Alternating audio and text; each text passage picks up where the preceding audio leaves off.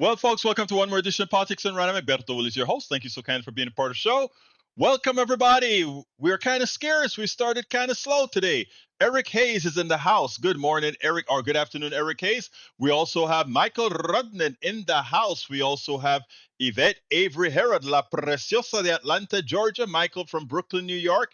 Paul Fleming from Atlanta, Georgia. It's Eric Hayes from Atascocita, Kingwood. How are my peeps doing today? I trust everybody is doing just fine. Today we are going to talk about some very special issues. Let's see what is somebody started writing. Eric says Colombia support pulled via Kraft Super Bowl billionaire. Crafting rich message. What if more affluent people do the same? They have a $13 billion fund. That is Colombia does.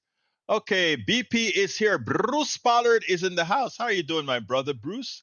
I trust that all is well with you. Eric Hayes says it is ironic how we lock up items on the shelf, but not the criminals that steal them. That is something you placed on my blog this morning because it rang a bell with me. And that Tesla is laying off 2,700 tells me a lot. They didn't do their homework. Again, poor management. What can I say? Poor management. Anyway, again, I guess if you're worried about Twitter and talking a lot of nonsense, you don't do the right things to make sure that you keep your infrastructure for this new product that you have, which is what Tesla is so bothered with so many other things. They don't concentrate. He hasn't concentrated on the things that he needed to do. Like, let me go ahead and get support from other businesses so that we can have electric chargers all over the place. Instead of trying to think about Twitter and Twitter and Twitter, invest those billions of dollars in stations, electrical stations to keep your cars powered. But no, again, like I said, there's nothing smart about Elon Musk. I know a lot of people like to say, oh, Elon Musk is so smart. Elon Musk isn't all that smart. Elon Musk had a silver spoon in his mouth.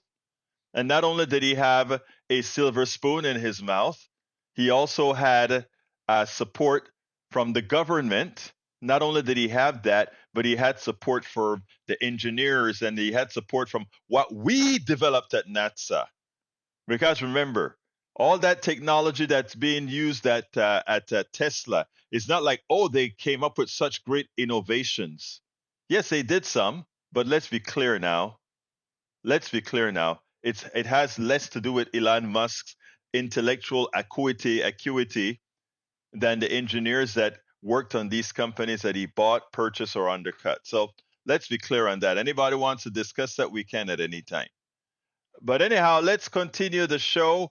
I'm going to start the show with the interview that I did today with Thompson, Mark Thompson, who spent some time on campus at the Columbia University. He has a very important take that I think we need to jump into. And as we do that, I trust that more people will come in right now. Let's see. Oh, Twitter has quite a few on it. Let's see. But let's go ahead and get busy, and we'll start that at this very moment. The Reverend Mark A. Thompson spent half of his life as a journalist and political activist in the Washington, D.C. area before relocating to New York City in 2010. He's a civil rights leader, political organizer, and an analyst, a radio and TV commentator, and the host of Make It Plain with Reverend Mark Thompson. He recently spent some time with the protesters at Columbia University. Good morning, Mark. How are you doing today? Good morning, man. I'm fine. How are you? Glad to be on board with you again. Absolutely. Great to see you. I saw you yesterday. I think you were on the campus of Columbia University. Tell me, what was the environment like when you got there? Well, first of all, I went there Sunday, and the environment betrays the current media narrative and the narrative of some who frankly are just against the protest movement. It was very peaceful. First of all, the campus is pretty much locked down. You can't get on there. I was able to get on there as clergy because, as some may not be aware, Columbia has other affiliated schools. Barnard College for Women. Actually wanted my daughter to go to Barnard. She went to Morgan State, which is fine. Morgan State is great, and she's okay.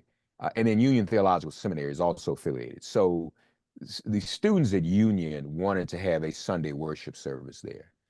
And I went there to participate in that.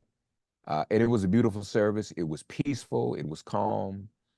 And frankly, my brother, yeah, I started to feel my age. There were people up there younger than my kids. Yeah. And I'm like, these are babies. They're not hurting anybody. These are literally children. Hmm. And of course, it reminded me of my student protest history going back to when I was 18. We got Georgetown to divest from South Africa, but it was just a beautiful and peaceful experience. Yeah, we did the same thing at the University of Texas in the 80s. We were trying to get the university to divest from South Africa. Now, I am glad that you started that way and that the narrative that's placed on TV is not really the same. They make it seem like the campuses are a war zone and that one of our Jewish brothers and sisters just can't walk across campus. Is that really the case, or is that more of a propaganda thing to try to gain back the narrative of what we're seeing occurring in what Netanyahu is doing in Gaza? Well, what I saw at that moment was completely calm. But I am aware there are some isolated instances of anti-Semitic harassment. Anti-Semitism exists against It's Jewish. real. Yeah. It's real. But to generalize and say these students and this student movement is doing that is not accurate at all. That's not an actual reflection of what's really going on. And I have a colleague whose daughter was a student, a freshman at Barnard, and she ended up having to leave campus because of some of the nasty notes that were left under her door. So you're going to have we've always had provocateurs in the movement, but the general spirit of the students I saw Sunday, those who are at the encampment on campus at Columbia, was very peaceful and very nonviolent. No, it's interesting because Ursa, what's her name? I saw her on the news with you, Ursa Hersey, who is Ilman Omar's daughter. I think she was released. She got suspended from the school you were talking about, Bernard, right? Yeah, she got suspended. Now, we actually weren't on together. She was on with Mariam Alwan. I was on with Mariam, who's Okay. one of the leaders. Right? Yeah, Irsa was on with Mariam, and then Mariam and I were on together. Yes, and they Okay, I both. see. They Yeah, cut right. into it. Yeah, right. Yeah, yeah. No, right. No, they showed a clip. You're right. You're accurate. There was a clip with Mariam. I mean, with Ursa on there. Now, both of them have been suspended. Right. And Is here's that justified? No. As a matter of fact, they were arrested. Check this out. It's a little confusing, so folks, I'm gonna try to explain it. Follow along with me, just show you how ridiculous this is. They were arrested. Mariam and those at the encampment were arrested for trespassing. And because they were arrested for trespassing, they were suspended. Well, you can't trespass Yes. unless you're not supposed to be there, and you aren't trespassing unless you're already suspended. So they kind of got it backwards. Right. Should have suspended them, then arrested them for trespassing. I mean, if you want to follow the logic, there's no Right. to it. But yeah, so if I were an attorney, I'd be all over that. Wait a minute, how are you gonna have him arrested for trespassing? Egberto, what president of any university in the history of universities and student protests, let me just ask your audience this question too, has ever survived calling the police on their own students? I don't think any. I Name watched. one who kept their job. No, One. I don't think it ever happened. It never happened. So, when people start doing that kind of stuff, I have to say, this is an intelligent woman, supposedly, London School of Economics, IMF, World Bank. That's her pedigree. That's where Yes. which raises some other questions. That's a whole nother conversation. Yeah. She's been titled a baroness by the royal family. Okay, let's just look at that. So at a point, I'm getting wonder, and I said to people, as you get older, we look at things differently, Alberto. I'm wondering, well, maybe she's looking for some kind of severance settlement. Because you call the police on your own students, you're looking to get out of there and you want them to pay you so you can just go into retirement. That's just me. Yeah. Let me just let the audience. So we're talking about Minouche Shafik, the current president of Columbia University, who called the cops on her own students for a protest that really was never violent. Never was violent, and it was not trespassing. It's amazing. Who does not know about the history of student movements in this country? It did not reach the point of anarchy. And if people wanted to do their due diligence, they could draw a very clear distinction between the movement that is the encampment in Columbia versus any bad actors or provocateurs. And now this has only made it worse. Within 24 hours, NYU, MIT, Yale, University of Michigan, we expect this to spread at HBCUs. Right now, as we speak, there are negotiations around Joe Biden's speaking at Morehouse commencement, and we think he may have invited himself because that's what you can do that when you're Right. you don't know when you're the president. You can call and say, "I'm coming to speak at commencement." It's not really, it's not always a request. You can just kind of do that, and Right. people give you that, because nobody expects you to say no. But that's a problem. And it also shows how out of touch the well-paid consultant class is in terms of advising Joe Biden and the Biden campaign. Why would you put yourself in a position to be embarrassed to be asked not to come to Morehouse commencement? Why would you even put that out there? You don't even realize that there is a student movement that is growing, and if Joe Biden's not careful, he's going to hand this election over to the Bibi Netanyahu of America, Donald Trump. Right. It is interesting because it is concerning to me the entire reaction around the country. We had where what's her name? Asna Tavasum's speech was canceled. She's a valedictorian at USC. Right. We have several instances now where it seemed, first of all, as you said, anti-Semitism is real. And likewise, there are provocateurs that are going into the movement as people go into every movement. My concern is whether there is an orchestrated effort to silence folks, what we're seeing now, a concerted effort to silence folks. We have on News TV today, Scott, I know you know who Scott Galloway is. Scott Galloway was attempting, a professor at NYU, was trying to equate, the 2,500. First of all, we condemn Hamas. There's no doubt about it. We condemn Hamas. What Hamas did was a bad thing. We have these folks that came out and said now that, well, look, the United States after Pearl Harbor killed whole several 100,000 people. So Israel's kill ratio is not all that bad anyway. How do we go ahead and sensibly make these types of comments on national TV? Yeah, that was sickening. To do that and to start, using numbers or you try to do math on which is a greater amount of killing. This is the issue. See, because and again, if you're a journalist, you ask the right questions. So what are you saying? All these 30,000 some odd Palestinians are Hamas? Is that what you're saying? No, they aren't. And so to kill innocent civilians, I mean, there are the civilians that were killed in Japan was wrong. Any killing of civilians is wrong. So to justify past killings of civilians, to justify current killing of Palestinian civilians because civilians were killed in the past, that's just absolutely wrong.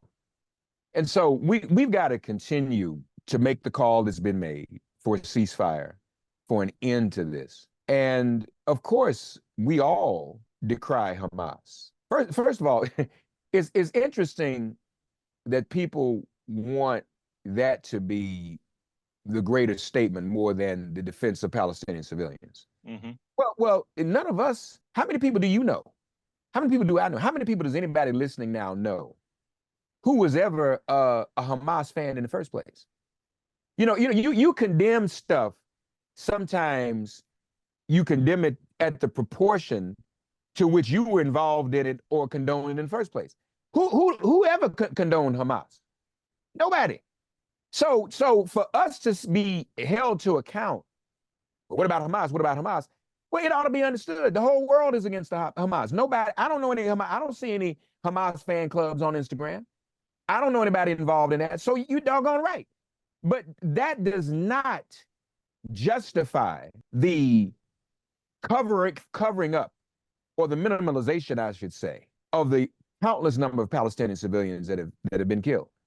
And so to try to say that there has to be an equivalent denunciation of Hamas, equivalent to the denunciation of Palestinian civilians, I mean, it's understood. And frankly, it begs another question. The notion that because of the color of my skin, or because I support the Palestinian people, or because I want a two-state solution, or because I support nonviolence and human rights and justice, to generalize and say, well, that also means you might support Hamas. Then what are we really doing there? What are you saying? That goes back to the trope that those of us who are people of color, those of us who, as Howard Thurman would call the disinherited, people of color, people who are disenfranchised, people who are dispossessed, people who stand for human rights and justice are themselves inherently violent and terrorists. So, it's a larger question. Let's just blanket everybody with the terrorist trope or the terrorist veneer. Or even the anti-Semitism trope. And I like I said, anti-Semitism exists. But I think what I see a movement that's emerging, they're attempting to they're emerging to stop you by making one believe just by disagreeing with or agreeing that there must be a ceasefire makes you an anti-Semite. And it absolutely does not. And so I support these students. I'm probably going to join them some more. And just, this reactionary. So, last night NYU had faculty arrested. I heard. Yeah. Now I'm going to say something else too, y'all. Wait a minute. So we got to look at the whole picture. Is this really just about what's going on in Gaza and in Israel? So who benefits from this? When October 7th happened, of course, we decried what Hamas did. But immediately, and I can't help it, man. I'm just a political animal. First place I went was back to 1980, Egberto. Mm-hmm. And with Jimmy Carter. Right. When what Reagan did as well, right? Hello. Yes, right. Thank you. Right. And so it cost Carter the election.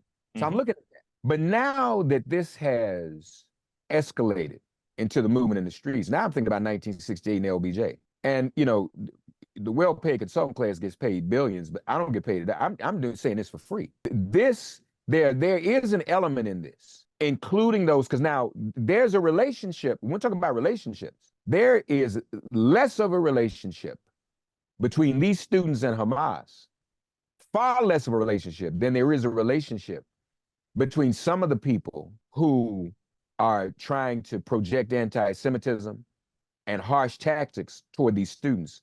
Those individuals have more of a relationship with Christian right-wing Zionism and nationalism. And who do Christian right-wing Zionists and nationalists support? Donald Trump. Right. So you got to have something to mobilize that base. Right now, they can't mobilize the base. There's nothing going on, and they're on the ropes. So let's create a foil. Let's create something to mobilize the base so that we can get more of our voters out to vote for Trump, because otherwise they're not coming out like they want to. Trump can't even campaign. He's in trial. He's in court. So we got to campaign for him by creating this trope. That's what's going on. And there's a nexus, Trump, Putin, Netanyahu. And that's what we have to be concerned about as well. And you know what's interesting? You wonder sometimes if some of the people on the inside with the current president, doesn't really have his best interest at hand. After all, we have become complicit. I mean, we just signed a big war bill, and we never said, well, these bombs that we're giving you cannot be used against people in Gaza. None of that kind of restrictions on it. But anyway, before we close, there are a lot of other tidbits that I'm seeing out there. Google just fired 28 people for having a sit-in to complain about a $1.2 billion contract. I mean, we see a lot of these tentacles going out in different areas that if you have any objections whatsoever with what Netanyahu is doing and you complain or you raise stakes about it, that you pay a price for it. It seems like that is a real movement that is growing right now. And it seems like these students are just a pawn. That is the movement. And, again, you look at the forces that are pushing that. What is their real agenda?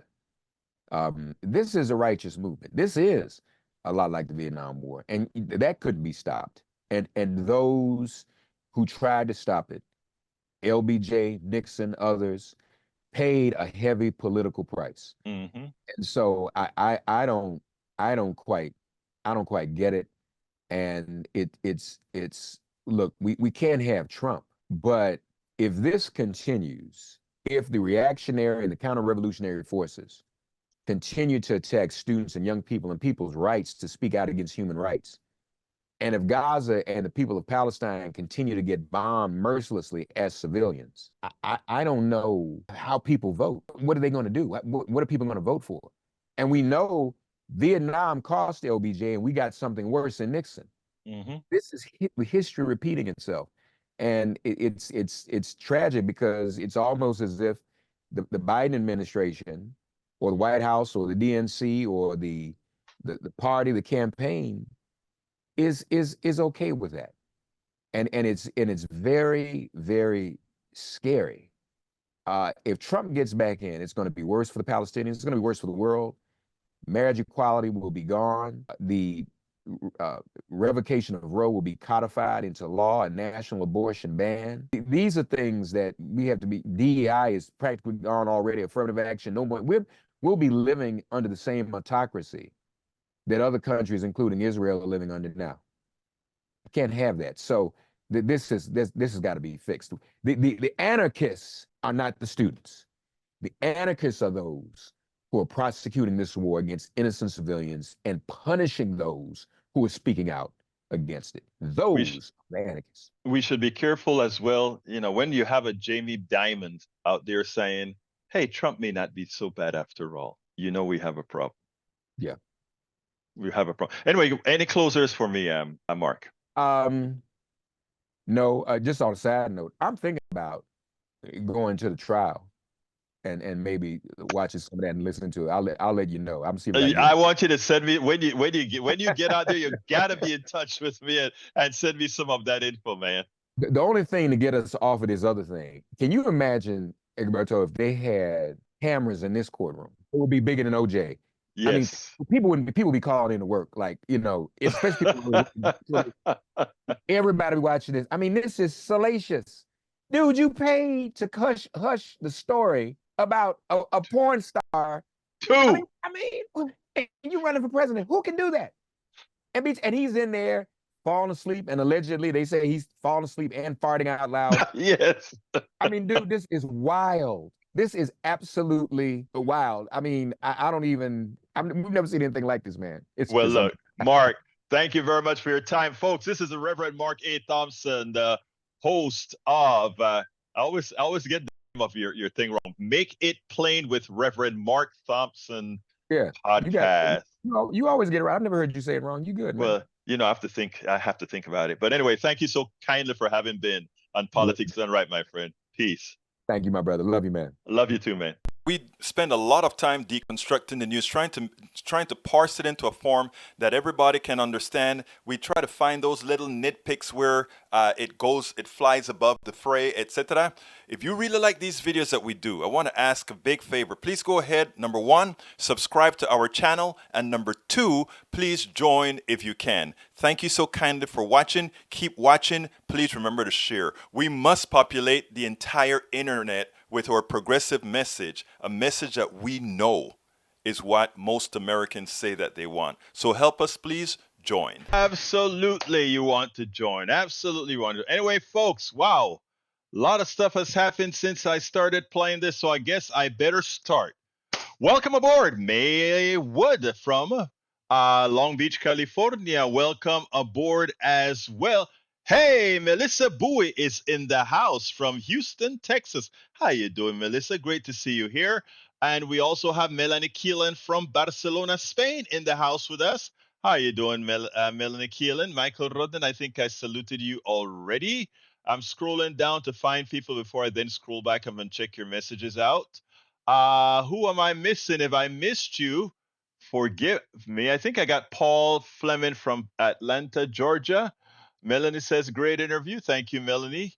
Let's continue that. Okay, let me go ahead and get back to the top. Not to the top, to where I stopped reading the message the last time. Colombia is a blast from the Vietnam War. Maybe the sleeper has awakened. Yep. And I think we need to. The killing must stop.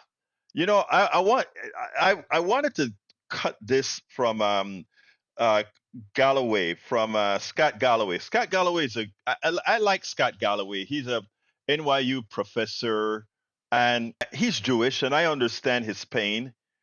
And he said, "Well, why is it only Israel in a war has to just come to a truce or have to just fight to a draw? Why can't we win?" That's what he effectively said, right? Why can't we just win? Um, and then he started to use examples. He said, "Look, after Pearl Harbor, 2,000 people died, but we killed 400,000 people with the nuclear bomb.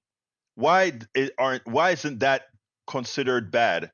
And then he gave some other examples. After 9/11, 3,000 people or so, however many died on 9/11, and we went ahead and annihilated over 200,000 people. And that's the kind of things that he came up with. First, two wrongs don't make a right. Number two, every time you see the literature that I write, the stuff that I write, I completely talk about how evil dropping that atomic bomb was, and likely if it were in Europe, it would have never been dropped. But it was a great experiment to do on our people in Japan, right? Quote unquote. Likewise, how many of us were objecting to Iraq because we understood what that meant? We understood that going into Iraq, what you were actually doing is fighting a false war, fighting a lie. We knew that, and we spoke up against that.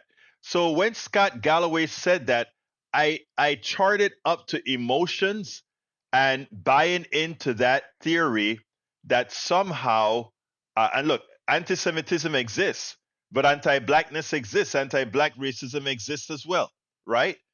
uh, and the pains are, I'm not trying to gradate pains, but we get it. But by all means, let's also tell the truth. What Israel under Netanyahu is doing to Gaza is in effect genocide. He said, why didn't we call what occurred in Japan genocide? Well, what occurred in Japan, in my opinion, was not genocide because they weren't trying to move people out of their land to go ahead and take it over. I mean, there's a whole lot of definitions as to what genocide means. They're not trying to destroy a culture, etc. I mean, you have to remember that what the right said specifically is they said the following. They said we have to re-educate the Palestinians before we even talk about a two-state solution. What? That is like saying we have to re educate Americans before we accept them and allow them to hold the land that they took over genocidally from the Native Americans. You see how silly that is? But anyhow, I'm moving on. All right, let's see what else we got here. Melissa Bowie says, "Why are we putting on as if we don't know what anti-Semitic is a front for?" Let's see. I think that's what I was speaking to with Mark about. I think that's what you mean. But anyhow, let's continue. Michael says, despite fears of violence coming from the right wing bubble, the protests at New York's colleges have been mostly peaceful. Meantime, Mayor Eric Adams is warning against outside agitators disrupting the protests. And that's true. That's what we spoke about, having provocateurs coming into these protests like they did in the Black Lives Matter protests, like they did in the gun protests. I forgot what that one was called, Way to Live protest or whatever, from the young man from Florida.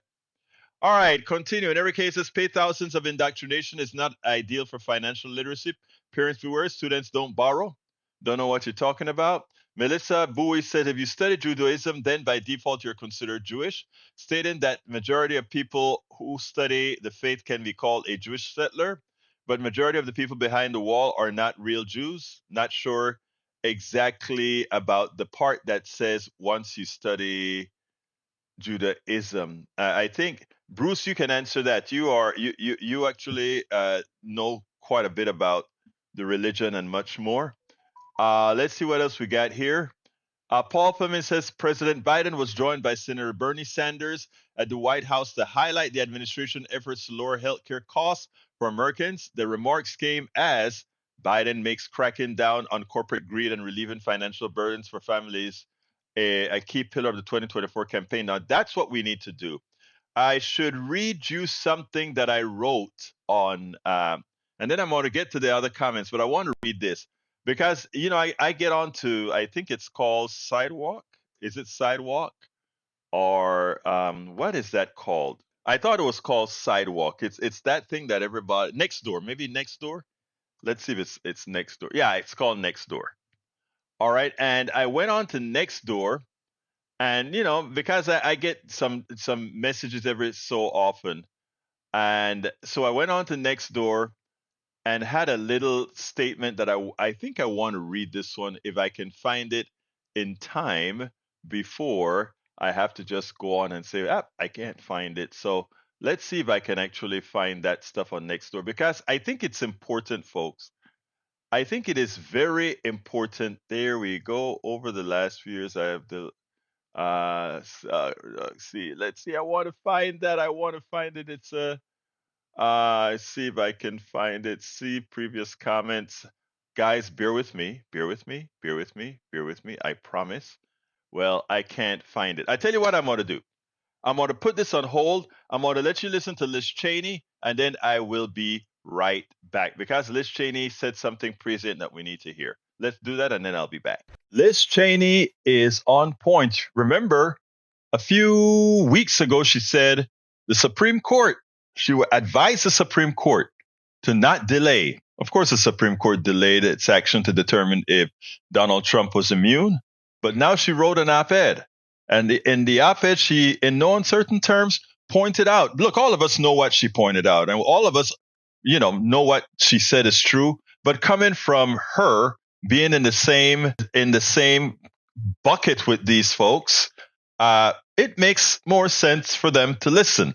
Listen to what she had to say, and then we'll take it on the other side. I think it's very important that the Supreme Court recognize that what he's doing is a delaying tactic, and that the American people, it cannot be the case that a president of the United States can attempt to overturn an election and seize power, and that our justice system is incapable of holding a trial, of holding him to account before the next election. Former Congresswoman Liz Cheney last month sounding the alarm of the danger of the Supreme Court's delay in Donald Trump's election interference January 6 case. Today, in an op-ed in the New York Times ahead of Thursday's Supreme Court oral arguments over Trump's claims of absolute presidential immunity, Liz Cheney went even further, cautioning that a delay by the nation's highest court may mean that voters go to the ballot box with Trump once again on the ballot without ever hearing the significant evidence of his efforts to steal the 2020 election. She writes, quote, "The indictment and public reporting suggests that the special counsel was able to obtain key evidence our committee did not have. It appears that the grand jury received evidence from witnesses such as Mark Meadows, the former Trump chief of staff, and Dan Scavino, a former Trump aide, both of whom refused to testify in our investigation. Public reporting also suggests that members of Trump's Office of White House Counsel and other White House aides testified in full without any limitations based on executive privilege, as did Vice President Mike Pence and his counsel."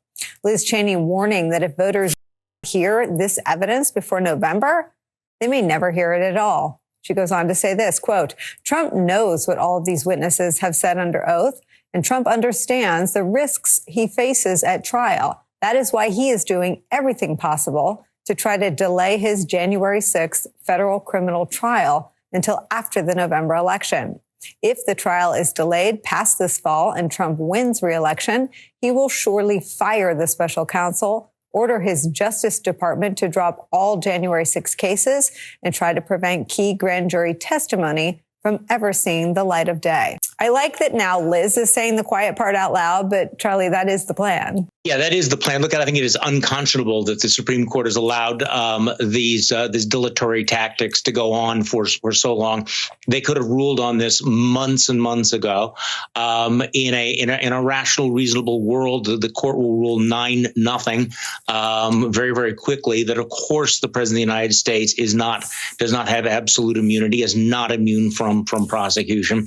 But the whole point here is, and Liz Cheney just lays it out so clearly, This is all about delay. This is all about making sure the voters do not have a chance to have this evidence aired in a court of law. And I really appreciate the clarity of her message and the fact that she is continuing to press this and put pressure on the court to the extent that anybody can put pressure on the court to say, we understand what the game is. It's not just whether or not how you rule on immunity, it's how quickly you rule on immunity. Liz Cheney nails it. Like I said, she is in the same sect with these folks, with a lot of folks in the Supreme Court, etc. Maybe it'll have enough gravitas that the Supreme Court will give it a second thought. After all, they live on until they decide to quit the bench, but MAGA likely won't live on. MAGA is likely going to die out.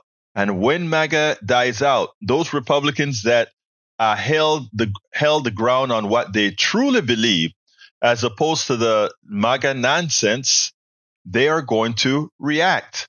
And when they react, it may not be what some of those Supreme Court judges think would be the reaction. But anyhow, as it turns out, Liz Cheney, kudos, as well as the two hosts who had some poignant things to say. Absolutely so. And thank you. As usual, the posse always come through. Michael Rodriguez, March of Our Lives. That's what I saw. There had some provocateurs in March of Our Lives. You constantly have these provocateurs trying to make these good movements look as if they're violent, etc. But we know the truth, and we'll keep doing what we got to do the truth. And by the way, in the house with us right now, Shirkula, hairstylist. Shirkula, help me out again. I forgot where you're located. Shakula Hairstylist is in the house. I'm here too, just listening. My skin burns. I hope you're feeling better. I know you've been going through that for several weeks now, Shakula. I hope you are getting better. That's all I can tell you. Let's see. Michael has a long comment here about what young people are actually looking for. And let's see what else we got here. Donald, let's see. Michael said, that's not it. That's not it. Anyway, what young people top political issue: forestalling global warming and promoting long-lasting peace in Israel and Palestine. If Democrats continue messing with what the young people say they want, that might be at their peril. Not might be, that will be at their peril. Nobody wants to be stuck between two bad choices: Democrats who aren't doing enough to prevent Netanyahu's ongoing genocide, or Republicans who don't give a damn about brown people over there. The results of which would be a tenfold increase in the body count. When Trump said Israel would get the war over fast, the worry goes straight to indiscriminate total war, which is exactly what his intent would be. We also have para ver. I saw another one that I wanted to read from Melissa Bowie, because I think Melissa is saying that I am Jewish. Fleming, I study Judaism. I am a descendant of the disciples. I can't hate myself. This has nothing to do with Jewish people. We love everyone. We just want Zionists to stop killing Palestinians. Melissa is a Jewish woman. So nice to know that, Melissa. And to some extent, we all share commonalities. Let's see what else we have here. All right. Here's what I wanted to tell you today. And this is what I let me put this on the screen, and there's a reason I want it. There's this forum. It's not a political forum. It's called Nextdoor.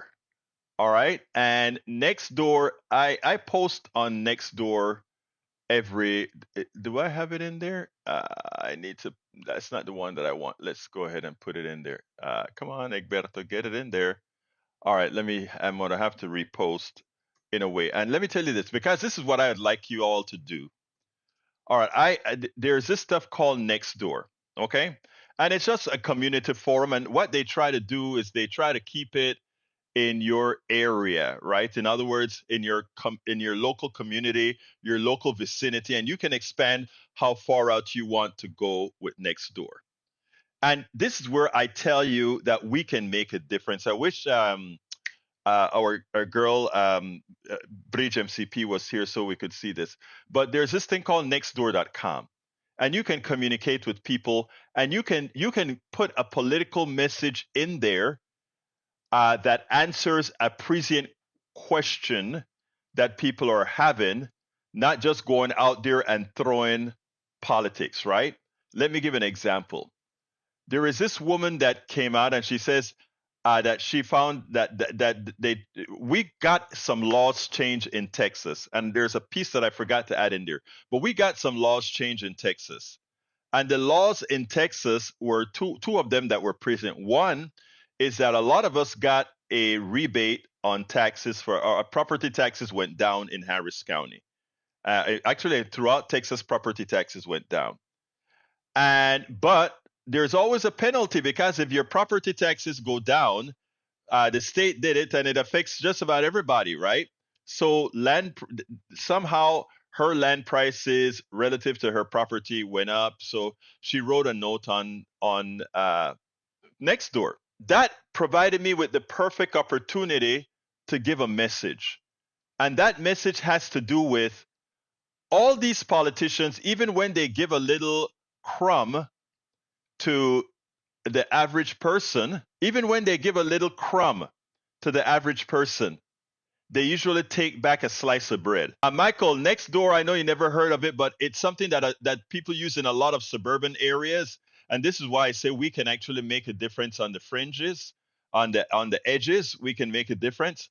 So I watched her comment about how upset she was with the valuation of her property and taxes and so forth.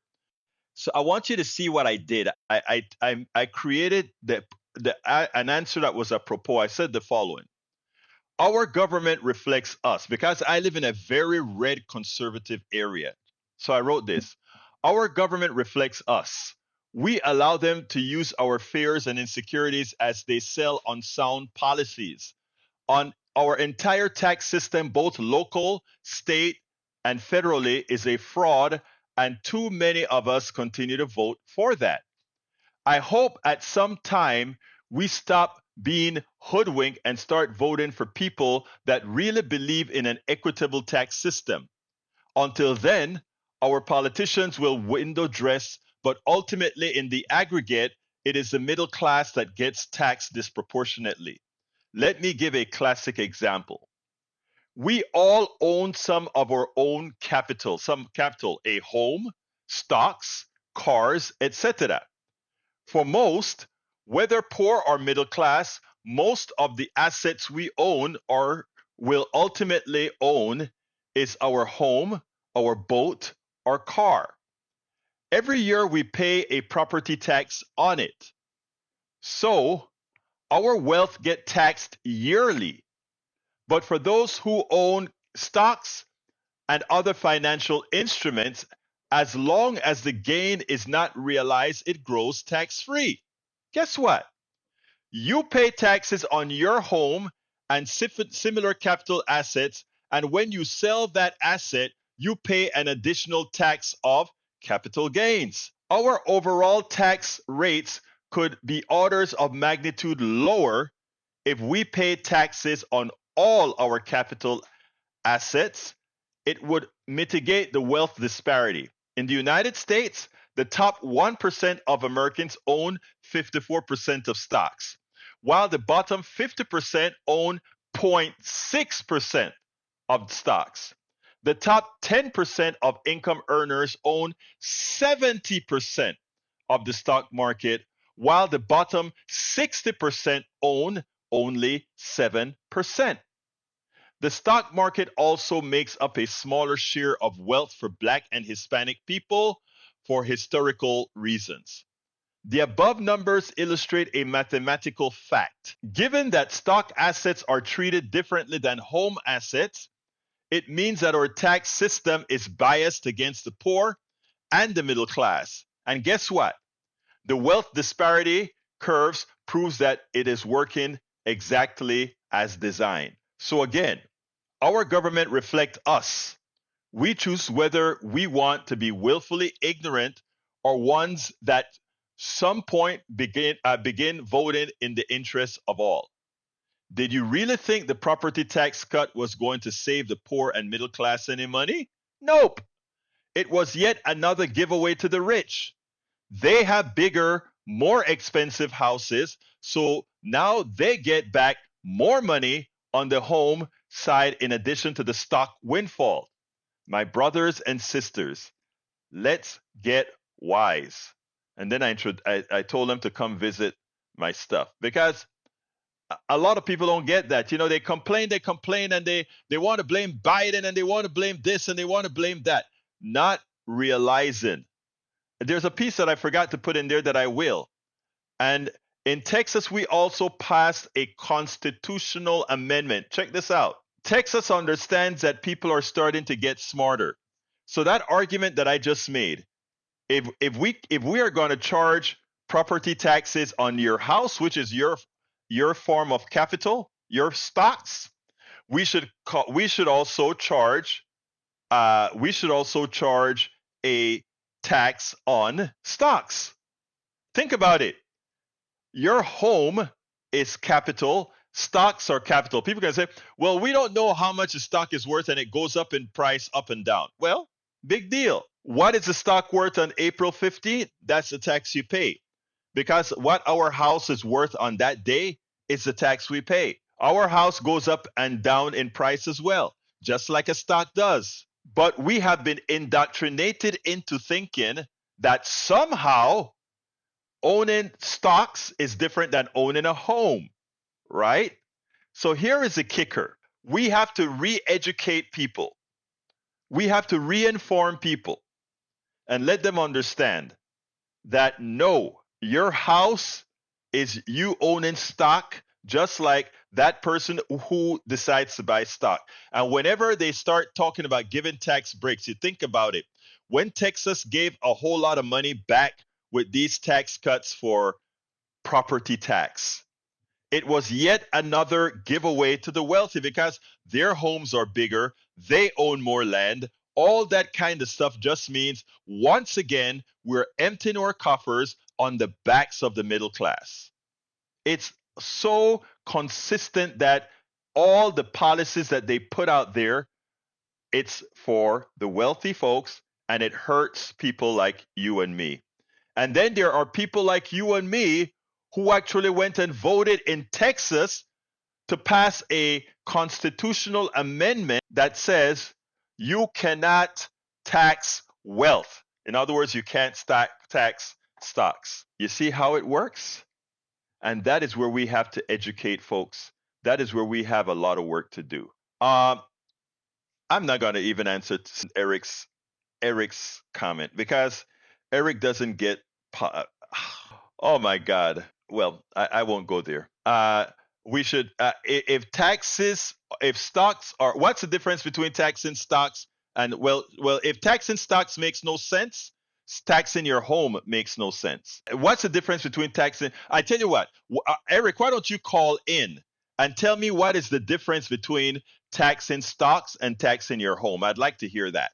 What makes it different? Please call me and let me know. Or anybody, give me a call. Let me know what's the difference in taxing stocks versus taxing your home every year for property tax. Please call and tell me. I want to hear it because, again, it proves my point where I talk about us being indoctrinated and getting our thinking caps destroyed.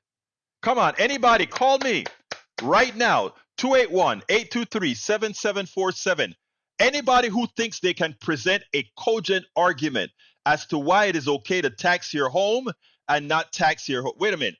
Okay, let's go ahead. He gave an answer. Unrealized gains and losses and taxes for school is the point. Wrong. That is wrong. You have an unrealized gain in your home. And Bruce also says, get service for my property tax. And Bruce is calling. I'm glad we can talk about it. Hey, Bruce, go on. Talk to me, my brother. Oh, hold on a second. I need to change the speaker. I think, this is me. Yeah, I need to change the speaker because we got feedback. All right, go ahead. Okay, so I think that the taxes that I pay on my property, based on the price of my property, are for services. Okay. Now, the price that you would pay. If the services weren't created, I couldn't I wouldn't have to pay, for example, the school tax Uh-huh. is to pay for the school. I know I pay for other people besides me, Right. but other people paid for me in the past. So that, I was thinking about the money I use to buy stock with. Uh-huh. I've either already paid taxes on once, Right. or I will have to pay taxes on them. If it's a 401k, I'll have to pay taxes on that money when I get back, plus the profit, plus tax on the profits, plus All right. tax on the dividends. Okay, So let's see if we can. there's Okay, I'm kind of a sorry. rule I'm that sorry. you can't tax stuff twice, right? All There's right, kind of let's a go. rule that you can't tax stuff twice.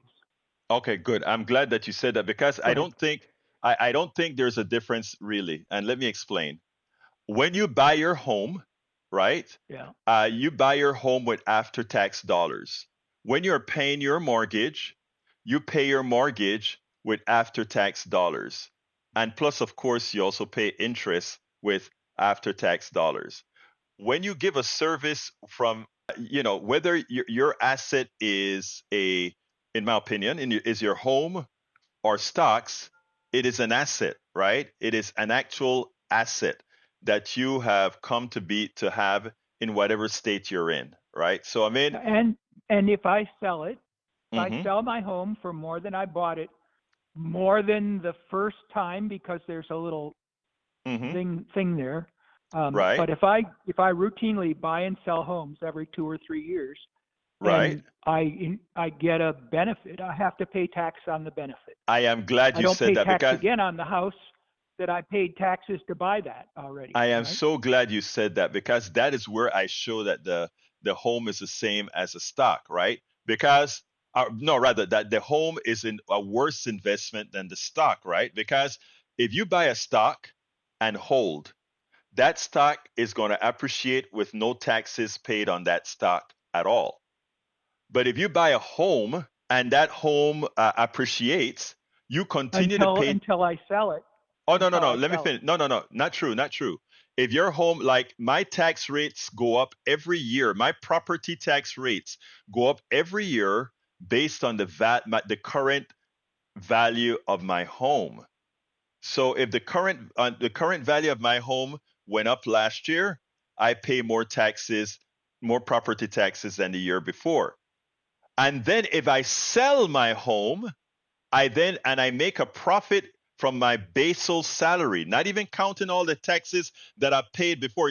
If we don't even have a cumulative added on the taxes and said you only have an appreciation if it's the value of the home plus all the taxes paid on the home. If there's a net, then you pay. You don't even get that. The way property taxes work is if you get the property, once you sell that property, if it appreciates, you pay an extra tax on that appreciation, right? You pay a capital Yeah, gains but you haven't recognized you Hmm? haven't recognized my core statement that the taxes that I pay, my property taxes and school taxes that I pay year to year to year, they're Mm-hmm. for a service. I agree. They're not based upon the fact that I'm holding an asset. They're based Okay. upon the service. And they just happen to be that way because there has to be some way to fairly distribute the taxes amongst everybody. Right. I agree. But I don't, I If guess a I don't. guy's house who lives next to me house burns down, and his value, the value of his tax goes to just what Zero. the property is, he shouldn't have to continue to. He shouldn't. Well, property still has some value, but he Right. shouldn't have to pay And he doesn't. the taxes because he's not getting he's not getting the same protection, the police protection, the fire protection. Right. If he has kids, he's not getting the schools. Those are all things that are services that are paid out of my year-to-year taxes. That's why they can charge that. Otherwise, if it wasn't very based as that way, then they couldn't charge you that kind of tax No, but what I'm because saying is, it would be taxing you twice. And in fact, if you take deductions, which very few people do in our class anymore, that house taxes is deductible because you can't have to pay Bruce, taxes twice. I guess what I don't understand, yeah, it's 401. Let me just, I'm going to go over by another 30 seconds. Bruce, I tell you what, let's talk about this tomorrow because I think That's worth we're coffee, talking. right? Yeah. Actually, that's what we should do. That's what we should do. What's tomorrow? Tuesday? Yeah, You want to think go out about tomorrow morning? tomorrow is Wednesday. Yes. Or you have something else to do? I'm available. All right. Let's No, see if I'm we can available. meet. Let's see if we can. I got an interview tomorrow. Let's see what time in the morning is my interview. And after that interview, let's go have some coffee at the coffee shop we normally go to. All right? Okay. All right, brother. Right. Thank you. Yes, sir. That was Bruce. Hey, guys, you see, you can disagree and have great conversations. Of course, I think I'm right, Bruce. I'm sorry, and I think if we're looking at it past each other, but we'll talk absolutely. Anyway, folks, I love you guys. Thank you guys for all being here. We'll go ahead and have this program tomorrow. My name is Egberto Willies. Oh, wait. I got to ask this. Please support the program. And how do you support the program? You support the program by going to politicsdoneright.com/support, politicsdoneright.com/support. And let me go ahead and give you, hey, Bruce, you are called the Almighty, man. Politicsdoneright.com/support, and I'm putting that link in there. Please go ahead and become a paid subscriber of our newsletter. Alternatively, that is at politicsdoneright.com/newsletter. And by the way, you can go ahead and support our books by going to politicsdoneright.com/books. Politicsdoneright.com/books. My name is Egberto Willies. This is Politics Done Right. And you guys know how I end this baby. I am what? Out. We spend a lot of time deconstructing the news, trying to parse it into a form that everybody can understand. We try to find those little nitpicks where it flies above the fray, etc. If you really like these videos that we do, I want to ask a big favor. Please go ahead, number one, subscribe to our channel, and number two, please join if you can. Thank you so kindly for watching. Keep watching. Please remember to share. We must populate the entire internet with our progressive message, a message that we know is what most Americans say that they want. So help us, please join.